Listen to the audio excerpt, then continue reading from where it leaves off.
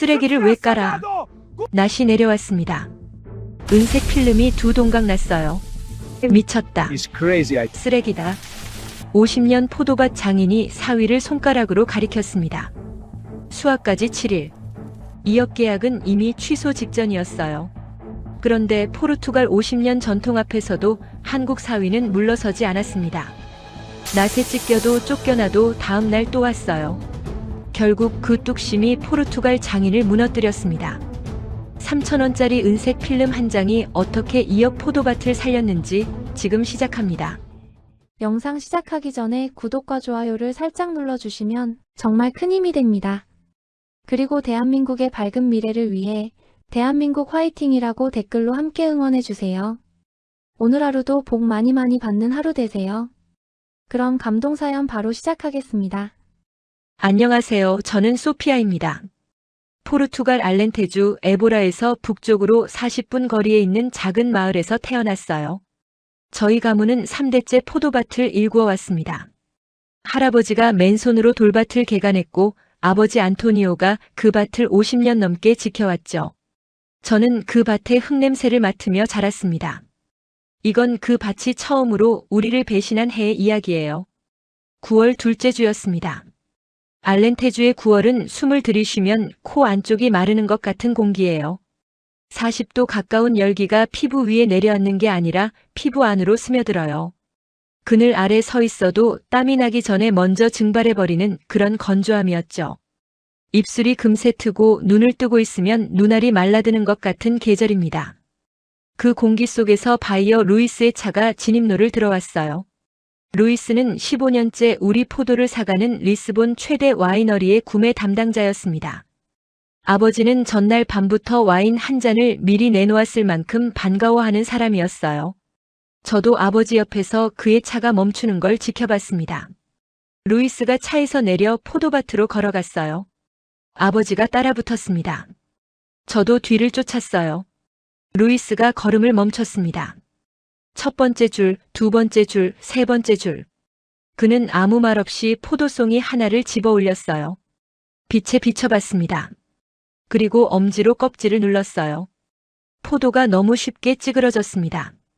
탱탱하게 저항해야 할 껍질이 아무 힘도 받지 않은 것처럼 물렁하게 눌려버렸어요. 축 하는 소리가 났습니다. 작은 소리였는데 제 귀에만 유난히 크게 들렸어요. 루이스가 손가락을 뗐습니다. 포도 껍질 위에 엄지 자국이 그대로 남아 있었어요. 돌아오지 않았습니다. 루이스가 안경을 벗어닦더니 아버지를 바라봤습니다. 안토니오, 색이 안 들었어요. 짧은 한마디였습니다. 연두색이에요. 이걸로는 오래 계약 못합니다. 아버지의 손에서 포도송이가 떨어졌어요. 천천히, 아주 천천히 땅으로 내려갔습니다. 흙바닥에 닿는 순간 송이가 터지면서 즙이 흘러나왔어요. 보랏빛이 되어야 할 과즙이 아직도 연두색이었습니다. 그 색이 마른 흙 속으로 스며들었어요. 삼켜지듯이. 저는 아버지의 얼굴을 볼 수 없었습니다. 옆에 서 있었는데도 볼 수가 없었어요. 대신 아버지의 손이 보였습니다. 50년간 흙을 만져온 거친 손. 그 손이 허벅지 옆에서 미세하게 떨리고 있었어요. 루이스가 차를 타고 떠났습니다. 진입로에서 흙먼지가 피어올랐다가 가라앉았어요. 아버지는 그 먼지가 완전히 가라앉을 때까지 같은 자리에 서 계셨습니다. 10초, 20초, 30초. 저는 세고 있었어요. 발이 떨어지지 않았거든요. 30초가 지나도 아버지는 움직이지 않으셨습니다. 알렌테주의 건조한 바람이 포도잎을 스쳐 지나갔어요. 그 소리 말고는 아무것도 들리지 않았습니다. 저는 그날 처음으로 봤습니다. 아버지의 등이 무너지는 걸. 72년 인생에서 저는 아버지가 휘는 걸 본 적이 없었어요. 태풍이 와서 나무가 뽑혀도 병충해가 밭을 쓸어가도 아버지는 항상 밭 가운데 서서 두 손을 허리에 얹은 채 버티셨습니다. 그런 아버지가 지금 아무도 보지 않는다고 생각한 그 순간에 딱 2cm 어깨가 내려앉았어요. 저는 그 2cm를 평생 잊지 못할 것 같습니다. 그때 제 휴대폰이 울렸어요. 정민이었습니다. 화면을 내려다봤지만 손가락이 움직이지 않았어요. 아버지는 정민을 인정하지 않으셨으니까요. 1년 전 처음 그를 데려온 날부터 수학까지 16일이 남아 있었습니다. 아버지가 왜 정민을 거부했는지 이해하려면 1년 전 리스본으로 돌아가야 합니다. 그날이 없었으면 저도 몰랐을 거예요. 정민을 처음 만난 건 1년 전 리스본의 농업 박람회였습니다. 저는 착색 불량 문제로 참석했어요. 3년째 같은 문제가 반복되고 있었거든요. 일조량은 충분한데 포도 아랫부분이 끝까지 색을 들이지 못하는 거였습니다. 학술 세미나 코너에서 저는 한 발표 앞에 멈춰 섰어요. 제목이 지면 반사광을 이용한 착색균일화 한국 사과 농업의 적용 사례였습니다. 발표자가 정민이었어요. 33, 충청북도 사과과수원 집안 3대째. 그는 은색 알루미늄 반사 필름이 땅에 깔리면 아래쪽 과일까지 빛이 균일하게 닿아 착색이 고르게 된다는 데이터를 보여줬습니다. 슬라이드마다 숫자가 빼곡했어요. 저는 발표가 끝나자마자 앞으로 나갔습니다. 그게 시작이었어요. 1년간의 연애 끝에 저는 정민을 농장으로 데려왔습니다. 아버지에게 소개하고 싶었거든요. 정민은 충북에서 직접 가져온 사과 한 박스와 알렌테주 토양 분석 자료를 준비해 왔어요. 사과 박스에서는 달콤하고 서늘한 냄새가 났습니다. 포르투갈에서는 맡아본 적 없는 향이었어요. 정민은 그 박스를 두 손으로 들고 농장 입구에 섰습니다. 아버지가 나오셨어요. 두 사람이 처음 마주친 순간을 저는 아직도 정확하게 기억합니다. 아버지는 정민의 얼굴을 5초간 바라보셨어요. 내민 손을 보지 않은 채 밭으로 돌아서셨습니다. 정민의 손이 허공에 멈춰 있었어요. 사과 박스를 든 손이 아니라 악수를 청하려 뻗은 빈손이요. 저는 그 손을 잡아내릴 수밖에 없었습니다. 손이 차가웠어요. 9월의 알렌테주에서 손이 차갑다는 건 긴장이 그만큼 깊다는 뜻이었죠. 그날 저녁 식탁에는 아무 말이 없었습니다. 아버지의 포크가 도자기 접시에 닿는 소리만 울렸어요. 한 번, 두 번 규칙적으로. 정민은 고개를 숙인 채 조용히 먹었습니다. 사과 박스는 현관 신발장 옆에 뜯기지도 않은 채 놓여 있었어요. 서늘하고 달콤한 냄새가 현관까지 번지고 있었는데 식탁은 그 냄새가 들어오지 못하는 것처럼 차가웠습니다. 그날 밤 저는 아버지의 방 앞에 섰어요. 문을 두드렸습니다. 대답이 없었어요. 저는 문 옆 벽에 등을 기댔습니다. 복도 바닥이 서늘하게 발바닥으로 올라왔어요. 한참 뒤에 낮고 무거운 목소리가 문 사이로 흘러나왔습니다. 소피야. 이 밭은 50년이야. 그 말이 전부였어요. 저는 복도에 서서 그 말을 오래 씹었습니다. 50년. 아버지가 정민을 거부하는 건 편견이 아니었어요. 저는 그걸 알고 있었습니다. 아버지는 그런 분이 아니었거든요. 두려움이었습니다. 50년간 지켜온 방식이 틀렸다는 걸 인정하는 것에 대한 두려움. 3대째 이어온 밭을 외부인의 손에 맡기는 것에 대한 두려움. 그리고 어쩌면 가장 깊은 곳에 있는 것. 변화하지 않으면 이 밭이 살아남지 못한다는 걸 아버지 자신도 이미 알고 있다는 것에 대한 두려움. 할아버지가 이 땅을 처음 일구던 이야기를 저는 수백 번 들었어요. 1952년 에보라 북쪽 돌밭을 맨손으로 골라내며 첫 번째 포도나무를 심던 날. 할아버지의 손은 돌 파편에 찢겨 피투성이었지만 묘목을 심은 자리에 물을 부을 때만큼은 아이처럼 웃으셨다고요. 물이 돌틈으로 스며들면서 흙냄새가 올라왔는데 그 냄새가 세상에서 가장 좋았다고 아버지는 늘 말씀하셨습니다. 아버지는 그 나무 아래서 자랐어요. 그 나무에서 딴 첫 번째 포도를 할아버지 손에서 받아 입에 넣었던 날을 아버지는 아직도 기억하세요. 8살이었다고 합니다. 달았다고요. 평생 그보다 단 것을 먹어본 적이 없다고요. 지금 정민이 하려는 건 그 나무 아래 낯선 은박지를 까는 거예요. 아버지의 눈에 그게 단순한 농법 변화로 보이지 않았을 겁니다. 할아버지가 물을 부었던 그 땅 위에 자신이 8살로 뛰어놀았던 그 흙 위에 공장에서 찍어낸 은색천을 덮는 것. 그건 아버지에게 모욕처럼 느껴졌겠죠. 아니, 모욕보다 더 깊은 것. 그 땅이 더 이상 자기 방식으로는 살아남지 못한다는 선고처럼. 저는 그걸 이해했습니다. 하지만 이해한다는 것과 동의한다는 것은 달랐어요. 바이어 루이스는 돌아서고 있었습니다.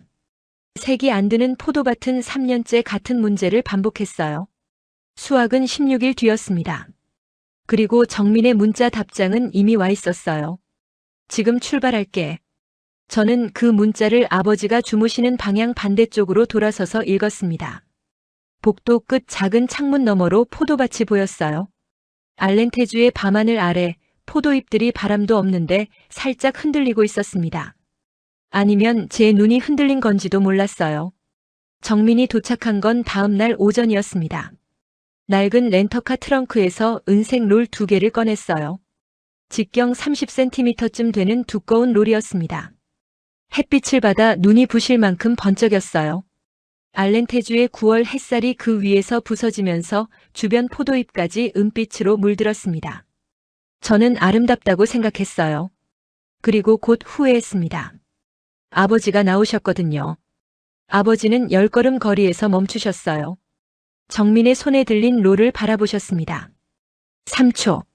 아버지의 턱 근육이 움직이는 게 보였어요. 씹는 것도 아니고 말하는 것도 아닌 움직임이었습니다.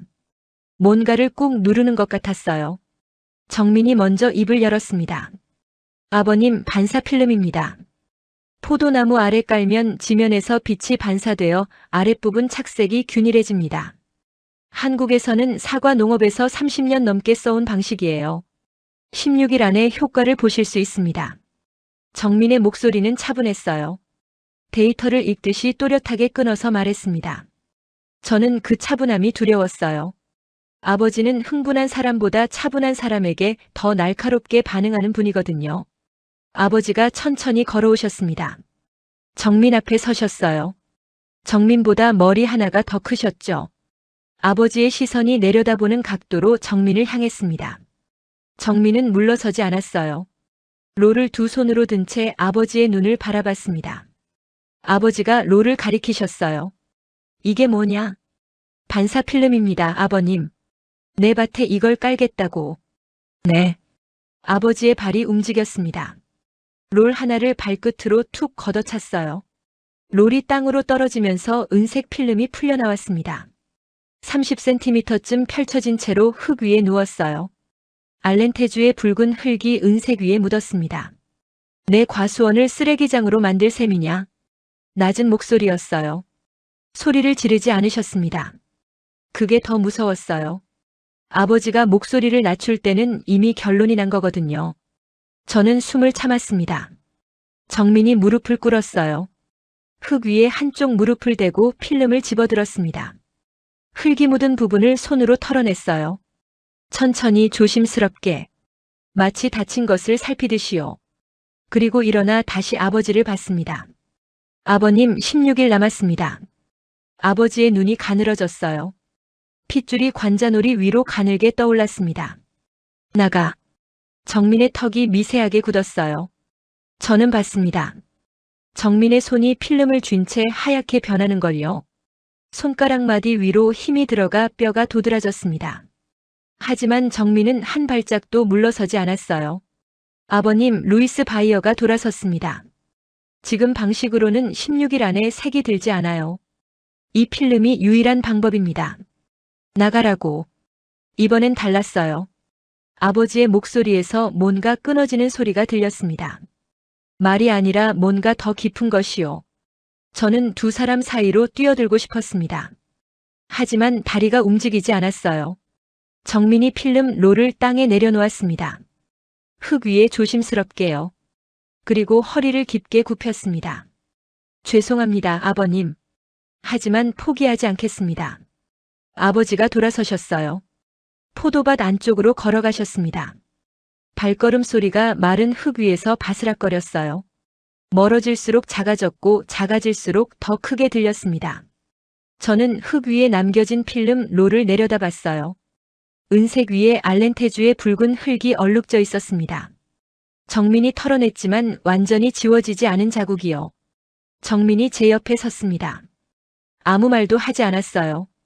저도 하지 않았습니다. 우리 둘 다 아버지의 뒷모습이 포도나무 사이로 사라질 때까지 그 자리에 서 있었어요. 알렌테주의 건조한 바람이 은색 필름 위를 스치며 가느다란 소리를 냈어요. 처음 듣는 소리였습니다. 이 밭에서 50년 동안 한 번도 나지 않았던 소리. 수학까지 15일이 남았습니다. 그날 밤 저는 잠을 자지 못했습니다. 자정이 넘었을 때 창문 너머로 작은 불빛이 보였어요. 헤드랜턴이었습니다. 포도밭 가장 구석, 아버지가 잘 보지 않는 북쪽 끝 새구루 앞에서 불빛이 움직이고 있었어요. 낮게 천천히 땅을 따라가듯이요. 정민이었습니다. 저는 창문에 이마를 붙였어요. 유리가 차가웠습니다. 9월의 알렌테주는 낮이 40도여도 밤이 되면 서늘해져요. 그 서늘함이 유리를 타고 이마로 올라왔습니다. 정민은 무릎을 꿇고 필름을 땅에 펼치고 있었어요. 손이 땅에 닿을 때마다 헤드랜턴 불빛이 아래로 쏠렸다가 다시 올라왔습니다. 그 리듬이 반복됐어요. 한 번, 두 번, 세 번.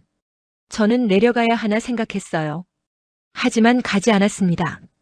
내려가서 옆에 서면 제가 허락한 게 되거든요. 아버지가 아시면 안 됐어요. 그래서 저는 창문 앞에 서서 지켜봤습니다.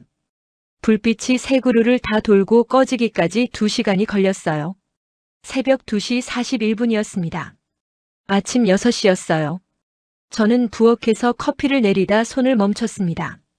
아버지가 평소보다 일찍 밖으로 나가는 소리가 들렸거든요. 현관문이 닫히는 소리, 장화 뒷굽이 돌계단을 밟는 소리. 저는 커피포트를 내려놓고 창밖을 봤어요. 아버지가 북쪽을 향해 걷고 있었습니다. 가슴이 쿵 내려앉았어요. 저는 맨발로 현관을 뛰쳐나갔습니다. 돌계단이 발바닥을 찌르는 게 느껴졌어요. 아버지를 따라 달렸습니다. 이슬에 젖은 풀이 발목을 스쳤어요. 차가웠습니다. 북쪽 끝 새구루 앞에 도착했을 때 아버지는 이미 거기 서 계셨어요. 은색 필름이 새구루 아래 깔려 있었습니다.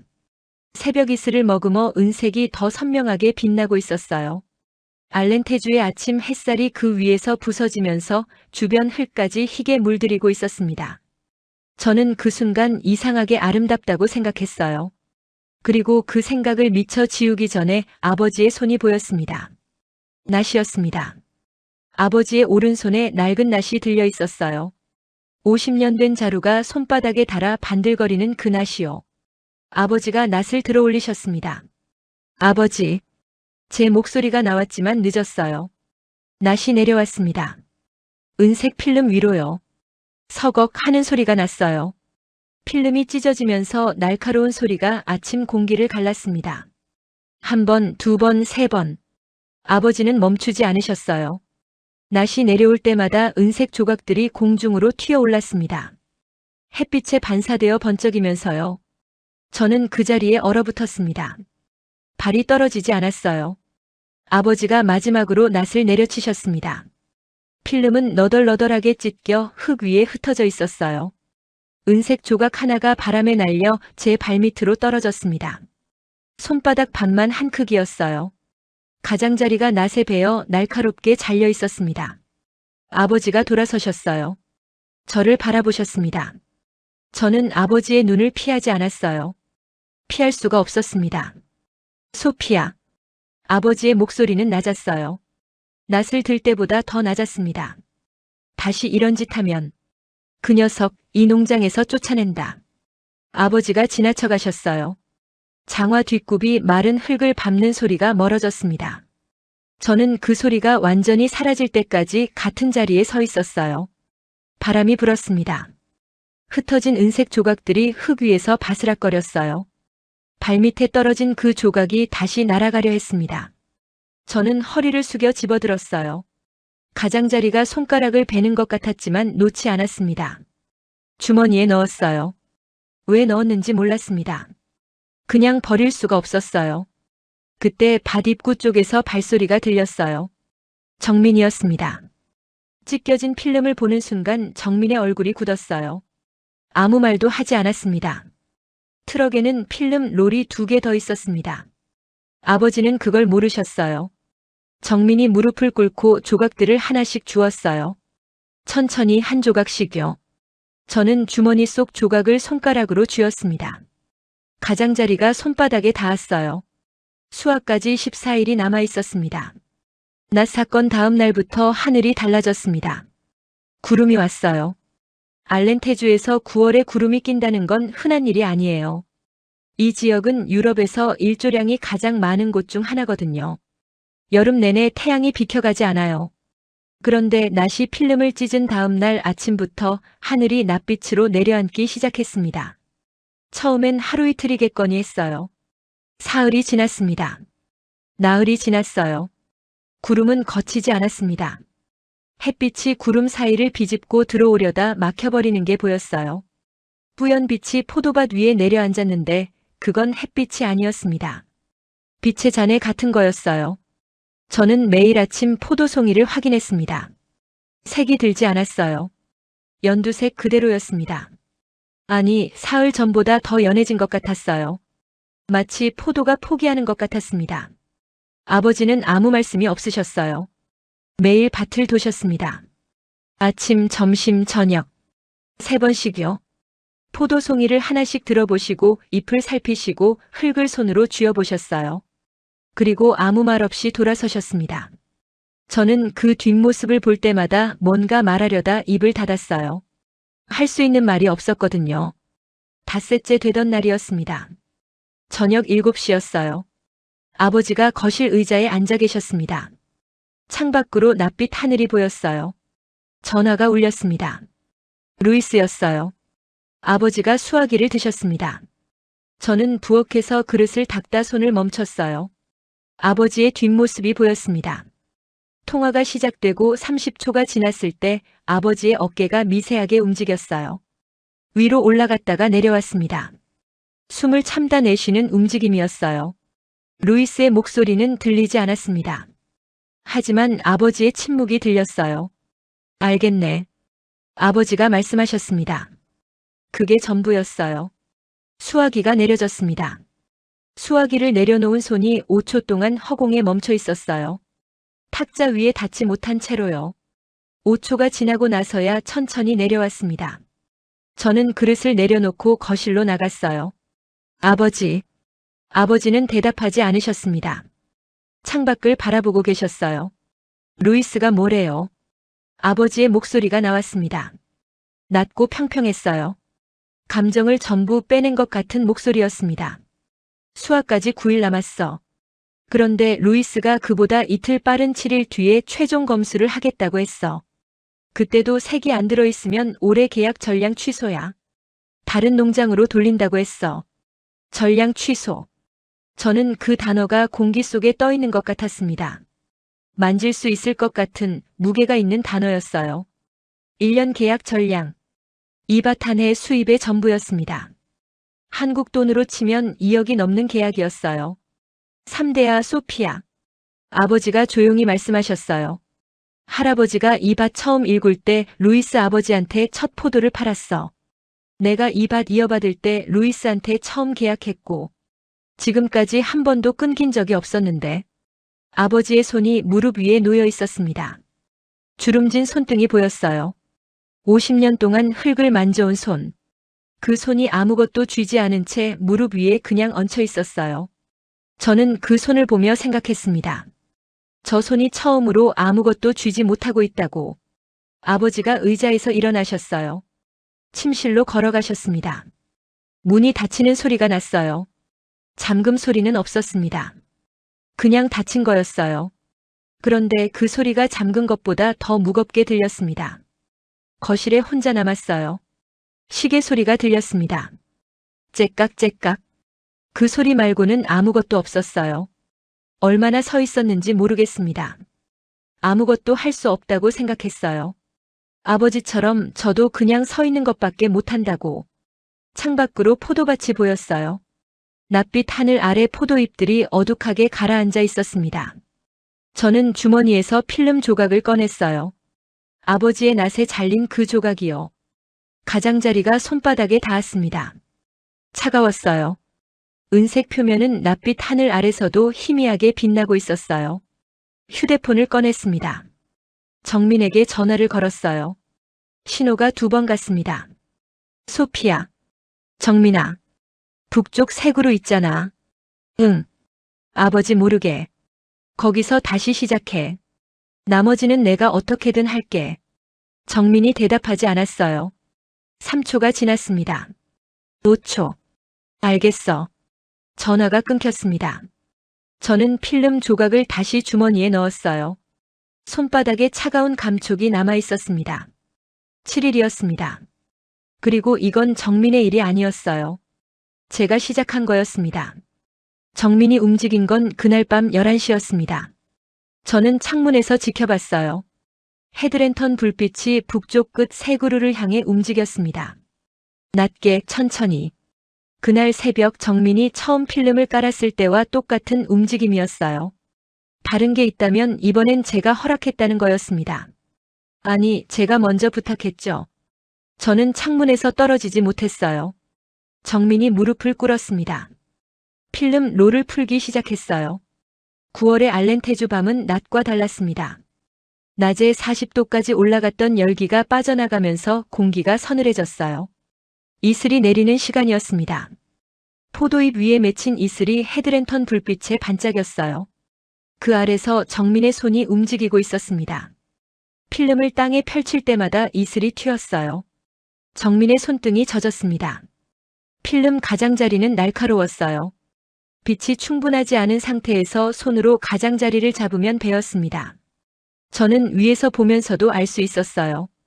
정민이 손을 멈추고 손가락을 입에 가져다 대는 걸요. 잠깐이었습니다. 그리고 다시 움직였어요. 1시간이 지났습니다. 정민의 작업복 등판이 이슬에 젖어 어둠 속에서도 번들거렸어요. 헤드랜턴 불빛이 아래로 쏠릴 때마다 땅에 깔리는 은색 필름이 보였습니다. 한 뼘 한 뼘. 새 그루 아래로 천천히 퍼져나가고 있었어요. 저는 부엌으로 내려갔습니다. 냄비를 꺼냈어요. 찬장에서 감자와 케일을 꺼냈습니다. 초리수 한 토막도요. 칼투베르데였어요. 포르투갈 사람이면 누구나 아는 수프입니다. 어머니가 아팠을 때 할머니가 끓여오셨어요. 리스본에서 혼자 살 때 추운 밤마다 제가 끓였고요. 이 집에서 아버지가 힘든 날이면 늘 냄비에 올랐던 수프입니다. 감자를 썰었어요. 도마 위에서 칼이 부딪히는 소리가 조용한 부엌에 울렸습니다. 초리수를 얇게 저미자 매콤한 훈제 냄새가 퍼졌어요. 케일은 손으로 잘게 찢었습니다. 손바닥에 케일의 거칠고 쓴 향이 배었어요. 보글보글. 냄비에서 거품이 올라왔습니다. 감자가 풀어지면서 수프가 걸쭉해졌어요. 초리수 기름이 표면에 동그란 점들로 번졌습니다. 따뜻한 김이 얼굴을 감쌌어요. 저는 그 김 속에 잠깐 서 있었습니다. 아버지 방 불은 꺼져 있었어요. 부엌 시계를 봤어요. 새벽 0시 23분이었습니다. 뚝배기에 담아 밖으로 나갔습니다. 밤 공기가 얼굴에 닿았어요. 낮과는 다른 알렌테주였습니다. 낮에 건조한 열기 대신 이슬 냄새가 났어요. 흙과 포도잎과 밤이슬이 섞인 냄새. 저는 그 냄새를 맡으며 북쪽으로 걸었습니다. 정민이 멈춰 있었어요. 헤드랜턴 불빛이 땅을 향하고 있었습니다. 새 그루 아래 필름이 절반쯤 깔려 있었어요. 정민의 어깨가 올라갔다 내려갔습니다. 숨을 고르는 거였어요. 저는 옆에 무릎을 꿇고 뚝배기를 내려놓았습니다. 정민이 고개를 돌렸어요. 얼굴이 이슬과 땀으로 범벅이었습니다. 헤드랜턴 불빛에 눈이 충혈된 게 보였어요. 그런데 칼투베르데 냄새가 닿는 순간 정민의 어깨에서 뭔가 빠져나가는 게 느껴졌습니다. 긴장이 아니라 다른 것이요. 정민이 장갑을 벗었어요. 손등에 붉은 선이 3개 있었습니다. 필름 가장자리에 베인 자국이었어요. 그 손으로 숟가락을 들었습니다. 첫 술을 뜨고 눈을 감았어요. 김이 정민의 얼굴을 감쌌습니다. 아무 말도 하지 않았어요. 말이 필요 없었습니다. 저는 정민 옆에 앉아 포도잎 소리를 들었어요. 바람도 없는데 잎들이 살짝 흔들렸습니다. 수프 냄새와 이슬 냄새가 섞였어요. 그때 기척이 느껴졌습니다. 고개를 돌렸어요. 본체 창문이었습니다. 아버지 방 창문이요. 불은 꺼져 있었어요. 그런데 커튼이 2cm쯤 벌어져 있었습니다. 낮에는 항상 닫혀있던 커튼이요. 얼마나 거기 계셨는지 알 수 없었어요. 저는 고개를 돌렸습니다. 정민에게 말하지 않았어요. 정민도 눈치챘는지 묻지 않았습니다. 우리 둘 다 아무것도 보지 못한 것처럼 그대로 앉아 있었어요. 수프 냄새가 밤 공기 속으로 퍼져나갔습니다. 커튼이 다시 닫히는 소리는 들리지 않았어요. 검수까지 6일이 남아 있었습니다. 루이스의 차가 진입로를 들어왔어요. 저는 현관 앞에 서서 그 차를 바라봤습니다. 6일 전과 똑같은 차였어요. 똑같은 아침이었고 똑같은 햇살이었습니다. 달라진 건 제 손이었어요. 주머니 속에서 필름 조각을 쥐고 있었거든요. 낫에 잘린 가장자리가 손바닥에 닿았습니다. 아버지가 옆에 서 계셨어요. 아무 말씀이 없으셨어요. 정민은 북쪽 끝에 있었습니다. 루이스와 눈이 마주치지 않는 자리였어요. 저는 그게 정민 자신의 선택이라는 걸 알았어요. 루이스가 차에서 내렸습니다. 간단한 악수였어요. 6일 전처럼 사무적이었습니다. 밭으로 들어갔어요. 루이스가 첫 번째 줄에서 멈췄습니다. 포도송이를 집어들었어요. 빛에 비췄습니다. 엄지로 껍질을 눌렀어요. 6일 전과 똑같은 동작이었습니다. 포도가 찌그러졌어요. 루이스가 내려놓았습니다. 두 번째 줄, 세 번째 줄, 네 번째 줄. 루이스는 말이 없었어요. 그 침묵이 모든 걸 말하고 있었습니다. 아버지의 발소리가 제 뒤에서 들렸어요. 저는 돌아보지 않았습니다. 루이스가 수첩을 꺼냈어요. 안토니오. 솔직하게 말하겠습니다. 루이스의 펜이 수첩 위에 올라갔어요. 저는 그 펜 끝을 바라봤습니다. 아버지가 숨을 들이쉬는 소리가 들렸어요. 현재 상태로는 계약 유지가 어렵습니다. 아버지가 한 발짝 앞으로 나오셨어요. 그리고 멈추셨습니다. 뭔가 말씀하시려다 그냥 다물어 버리셨어요. 저는 아버지의 손을 봤습니다. 주먹이 쥐어졌다 펴졌어요. 저쪽도 보시겠어요? 제 목소리가 나왔습니다. 루이스가 저를 바라봤어요. 저는 북쪽을 가리켰습니다. 루이스의 얼굴에 표정이 없었어요. 소피아, 지금은 30초면 됩니다. 루이스가 잠시 저를 봤어요. 그리고 걷기 시작했습니다. 새 그루 앞에 도착했을 때 루이스의 걸음이 느려졌어요. 바닥을 봤거든요. 은색 필름이 새 그루 아래 깔려 있었습니다. 아침 햇살이 그 위에서 부서지면서 포도잎 아래까지 빛이 올라가고 있었어요. 루이스가 멈췄습니다. 포도송이 하나를 천천히 집어들었어요. 빛에 비췄습니다. 엄지가 껍질을 눌렀어요. 이번엔 달랐습니다. 루이스의 손이 멈췄어요. 껍질이 찌그러지지 않았거든요. 루이스가 잎을 젖혔습니다. 보라색이었어요. 짙고 깊은 보라색이 송이 전체에 고르게 들어 있었습니다. 위도 아래도 똑같이요. 루이스가 옆 송이를 젖혔어요. 똑같았습니다. 그 다음 송이도요. 루이스가 포도알 하나를 따서 입에 넣었어요. 10초가 지났습니다. 당도 측정기를 꺼냈어요. 숫자가 떴어요. 루이스의 눈이 멈췄습니다. 24브릭스. 혼잣말이었어요. 이 지역 평균이 17이라는 걸 저도 알고 있었습니다. 루이스가 고개를 들었어요. 정민을 바라봤습니다. 정민이 북쪽 끝에 서 있었어요. 이게 뭡니까? 루이스의 목소리가 달라져 있었습니다. 사무적이지 않았어요. 정민이 걸어왔어요. 루이스 앞에 섰습니다. 그리고 트럭 쪽을 한번 바라봤어요. 필름 롤이 더 있습니다. 전체 밭에 적용할 수 있어요. 루이스가 수첩을 봤어요. 그리고 다시 새 그루를 봤습니다. 저는 숨을 참았어요. 2주 뒤에 다시 오겠습니다. 전체 밭이 이 수준이면 계약 유지입니다. 루이스가 악수를 청했어요. 정민에게요. 아버지의 시선이 두 사람의 손 위에 잠깐 머물렀어요. 그리고 새 그루 쪽으로 옮겨갔습니다. 저는 그 순간 아버지를 봤습니다. 아버지는 새 그루를 보고 계셨어요. 놀란 얼굴이 아니었습니다. 이미 알고 계신 얼굴이었어요. 밤의 커튼 사이로 지켜보셨으니까요. 오늘 이 자리에 서기 전부터 알고 계셨을 거예요. 하지만 아는 것과 받아들이는 것은 달라요. 저는 그걸 아버지의 얼굴에서 읽었습니다. 아버지가 천천히 새 그루 쪽으로 걸어오셨어요. 포도송이 하나를 잡으셨습니다. 루이스처럼 빛에 비추지 않으셨어요. 그냥 손바닥 위에 올려놓으셨어요. 50년 동안 흙을 만져온 손 위에 보라색 포도송이가 놓였습니다. 아버지가 포도알 하나를 따서 입에 넣으셨어요. 5초, 10초. 아버지의 턱이 멈췄어요. 씹는 동작이 끊겼습니다. 그리고 아버지의 시선이 천천히 아래로 내려갔어요. 발밑에 은색 필름이었습니다. 낫으로 찢어냈던 그 자리였어요. 지금은 다시 깔려 있었어요. 찢긴 자국 위에 새 필름이 겹쳐져 있었습니다.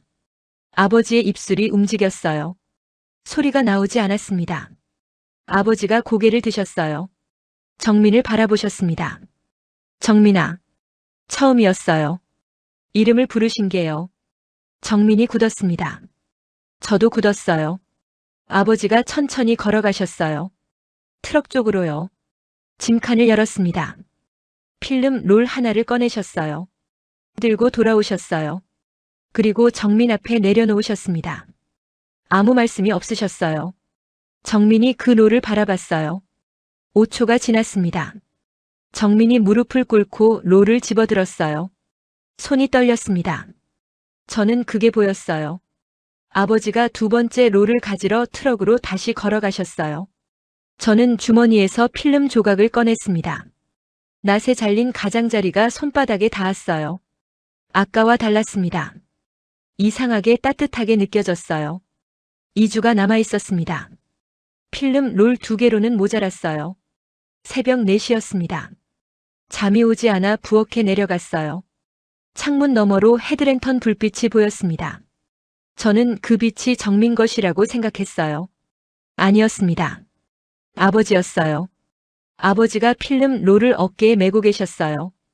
북쪽 끝에서 시작해서 천천히 남쪽으로 내려오고 계셨습니다. 무릎을 꿇고 필름 끝을 고정하고 일어서고 한 발짝 옮기고 다시 무릎을 꿇고 새벽 알렌테주의 차가운 공기 속에서 혼자 그렇게 하고 계셨어요. 저는 창문에서 물러났습니다. 아버지를 방해하면 안 된다는 걸 알았어요. 그 새벽이 아버지만의 것이라는 걸 알았습니다. 50년 동안 지켜온 밭에서 50년 만에 처음으로 무언가를 받아들이는 시간이었으니까요. 저는 칼투베르데를 올렸어요. 정민이 새벽 5시에 도착했습니다. 아버지는 이미 2주를 깔아두셨어요. 정민이 트럭에서 필름 롤을 내렸어요. 4개였습니다. 밤사이 주문한 거였어요. 아버지와 눈이 마주쳤습니다. 아무 말이 없었어요. 아버지가 다음 줄로 걸어가셨어요. 정민이 반대편에서 시작했습니다. 두 사람은 말없이 일했어요. 저는 수풀을 들고 밭으로 나갔습니다. 뚝배기 2개를 들고요. 아버지 옆에 하나를 내려놓고 정민 옆에 하나를 내려놓았어요. 아버지가 잠깐 멈추셨어요. 수풀을 내려다보셨습니다. 드셨어요. 아무 말 없이요. 2주가 그렇게 지났습니다. 아버지와 정민은 매일 새벽 4시에 밭에 나왔어요. 저는 매일 새벽 5시에 수풀을 들고 따라갔습니다. 말이 많지 않은 시간이었어요. 그래도 뭔가 달라지고 있었습니다. 아버지가 정민의 작업 방향을 먼저 확인하고 반대편에서 시작하셨거든요. 두 사람이 말없이 서로의 동선을 맞춰가고 있었어요. 14일째 되던 날 아침 밭 전체가 은빛이었습니다. 알렌테주 9월에 햇살이 떠오를 때 은색 필름이 일제히 빛을 받았어요. 포도밭 전체가 물결치듯 반짝였습니다. 저는 그 위에 서 있었어요. 발밑에서 빛이 올라오는 느낌이 났습니다. 따뜻한 빛이었어요. 루이스가 왔습니다. 이번엔 수첩을 꺼내지 않았어요. 첫 번째 줄에서 포도송이를 집어들었습니다. 엄지로 눌렀어요. 찌그러지지 않았습니다. 잎을 젖혔어요. 보라색이었습니다. 루이스가 두 번째 줄로 갔어요. 보라색이었습니다. 세 번째 줄, 네 번째 줄, 다섯 번째 줄, 전부였어요. 밭 전체가 그랬습니다. 루이스가 당도 측정기를 꺼냈어요. 포도알을 눌렀습니다. 23.8브릭스. 루이스가 아버지를 바라봤어요. 그리고 정민을 바라봤습니다. 계약 유지입니다. 저녁이었어요. 루이스가 돌아간 뒤 셋이 식탁에 앉았습니다. 아버지가 포도주를 꺼내셨어요. 작년 것이었습니다. 아버지가 직접 잔을 따르셨어요. 정민 앞에 먼저요. 정민이 잔을 받았습니다. 손이 잠깐 멈췄어요. 아버지가 자기 잔을 들었습니다. 정민 쪽으로 조금 기울이셨어요. 내년에도 와야지. 그게 전부였어요. 정민이 고개를 숙였습니다. 잔이 맞닿았어요. 소리가 작았습니다. 그 작은 소리가 식탁 위에 오래 머물렀어요. 저는 잔을 들지 않았어요. 그냥 두 사람을 바라봤습니다. 눈이 뜨거워졌어요. 저는 그날 밤 혼자 밭으로 나왔습니다. 은색 필름이 달빛을 받고 있었어요. 낮과는 달랐습니다. 차갑고 고요한 빛이었어요. 저는 그날 아버지가 낫으로 찢어낸 자리 앞에 섰습니다. 찢긴 위에 새 필름이 겹쳐져 있었어요. 이음새가 보였습니다. 주머니에서 필름 조각을 꺼냈어요. 그 이음새 위에 내려놓았습니다. 딱 맞았어요. 저 멀리 아버지 방에 불이 켜져 있었습니다. 창문이 열려 있었어요. 2cm가 아니었습니다. 활짝이었어요. 오늘 이야기 어떠셨나요? 포르투갈 알렌테주의 포도밭에서 72세 장인 안토니오는 평생 지켜온 방식을 내려놓았습니다. 하루아침에 된 일이 아니었어요. 낫으로 찢고 내쫓고 외면했습니다. 그러면서도 새벽 커튼 사이로 몰래 지켜봤어요. 아는 것과 받아들이는 것이 다르다는 걸 안토니오는 누구보다 잘 알고 있었을 겁니다. 결국 그를 움직인 건 기술이 아니었어요. 새벽 4시에 혼자 필름 롤을 어깨에 메고 밭으로 나간 건 안토니오였습니다. 아무도 시키지 않았어요. 그리고 5시에 정민이 왔습니다. 아무 말 없이요. 지지 않는 사람 앞에서 사람은 결국 문을 엽니다. 그게 진심이라는 걸 알기 때문에요. 여러분은 어떠셨나요?